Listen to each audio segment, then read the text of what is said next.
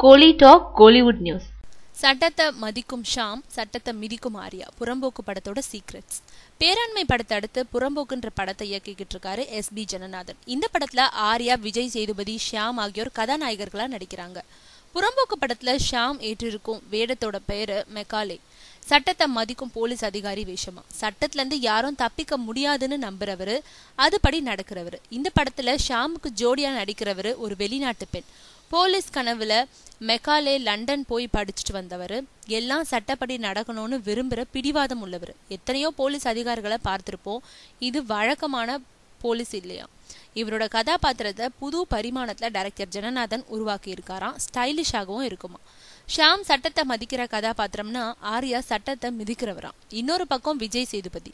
ஷாம், ஆர்யா 2 பேரோட தொடர்புல இருக்கிறவரா. புறம்போக்கு படத்துல 3 பேரோட கதாபாத்திரங்களும் 3 மாதிரியா, அதாவது ஒண்ணுக்கு ஒண்ணு பொருந்தாத தனியான குணம் கொண்டவையா இருக்குமா.